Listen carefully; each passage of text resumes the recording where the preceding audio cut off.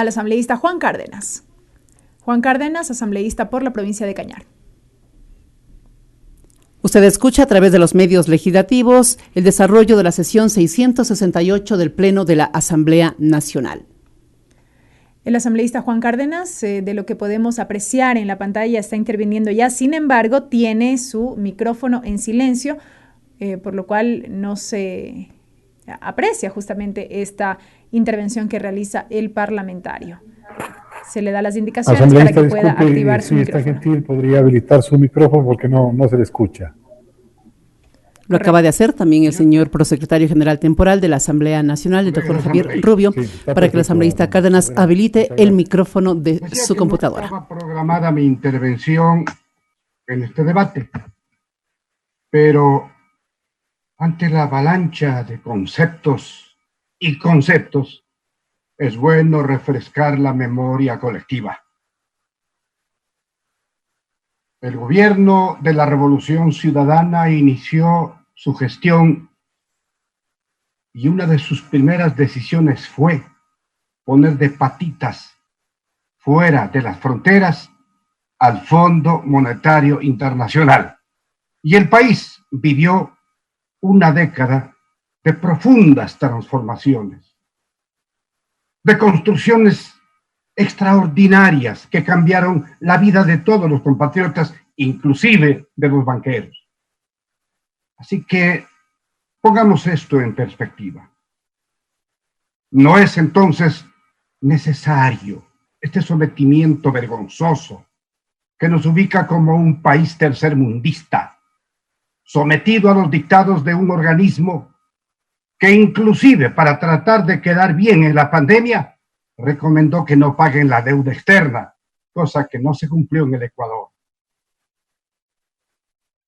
La esencia del proyecto no ha cambiado. Sigue siendo innecesaria, inoportuna, nada tiene que ver con la pandemia, y más bien buscan la manera de camuflar un caballo de Troya que atenta en contra de la autonomía, llámese esta de la seguridad social o de los organismos autónomos descentralizados. Y se insiste en establecer un organismo superior, una superestructura por sobre el Estado, por sobre el gobierno. Y ese organismo es el perro faldero del Fondo Monetario Internacional. Ese organismo que hoy mismo tiene reservas que deberían servir para priorizar la atención de la enorme agenda que exige la emergencia, está allí lista para cumplir su objetivo tenebroso y secundario, subalterno y mentiroso: respaldar, garantizar el pago de deuda externa. Lo dijo nuestro coordinador: hay que cambiar la papeleta presidencial a futuro y poner primero al ministro de Finanzas, que es el papá de todas las decisiones. Y esto contraviene el espíritu democrático y la división de funciones. No puede ser que un ministro elegido por el Ejecutivo se convierta en el niño mimado de los neoliberales chulqueros extranjeros y ellos intenten gobernar a su antojo. Invocar la crisis, invocar el dolor, la angustia, la muerte, el abandono y la soledad en que vive una enorme cantidad de compatriotas para querer sensibilizar a la aprobación de este proyecto de ley, a mí me parece poco menos que perverso. Aquí se han oído muchas intervenciones. La última, que dijo que para que no nos digan vagos, hay que aprobar todo lo que viene del Ejecutivo. No, coleguita. Nosotros tenemos conciencia y representatividad ante nuestro pueblo y tenemos la obligación de rendirle cuentas a nuestros electores. Si se aprobaría esta ley con nuestros votos, sería someter la economía del país a las directrices oprobiosas del neoliberalismo. Y este ya no es un discurso ideológico, es una realidad, porque ya nos ha pasado. Creer que esto es urgente es poco menos que tragarnos una rueda de molino. Hemos escuchado, y con pena, que algunos otrora líderes que deberían priorizar la defensa de los sectores marginados recojan la bandera del banquero, sabiendo que nunca estarán en la mesa directiva.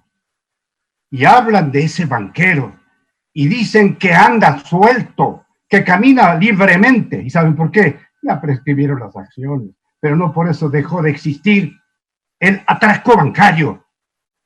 Pero algo más, no solo fue el atraco bancario. Al año, cuando a través de la AGD se inició la devolución con los fondos de todos los ecuatorianos, exonerando a los banqueros para que escondan el botín.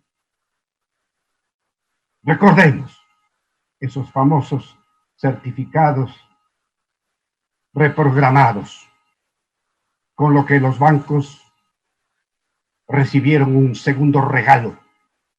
Esos certificados reprogramados fueron entregados a los estafados depositantes que esperaron un año para movilizar sus cuentas. Y fueron al banco con esos certificados a convertirlo en efectivo. Y la respuesta de los banqueros fue que lo recibían sí, pero máximo al 40% de su valor nominal. Y ahí se llevaron no menos del 40, 50 y hasta el 60% de esos certificados de depósito reprogramados. Pero no quedó ahí, ecuatorianos, porque llevaron esos banqueros, y entre ellos el que sabemos, a redescontar en el Banco Central esos certificados de depósito reprogramados y recibieron el 100% de su valor. Ese fue el segundo y gran atraco bancario. Ellos son los que regresan para darnos lecciones de moral, para recomendarnos que aprobemos una ley inconveniente, inoportuna, que rompe el esquema democrático de un país que aprendió a vivir con dignidad, con soberanía, que era capaz de crear metas muy importantes y de largo alcance.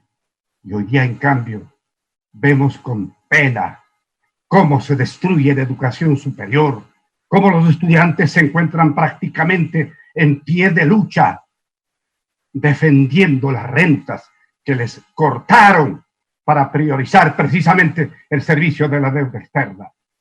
Vemos con mucha tristeza como nuestra universidad de la provincia del Cañar, la UNAE, la Universidad de Docentes para Docentes, está prácticamente al borde de la muerte institucional, porque le quitaron sus recursos, porque tuvieron que despedir a los docentes, porque su extensión en la Amazonía también se encuentra en estado realmente de descomposición, sobre todo financiera.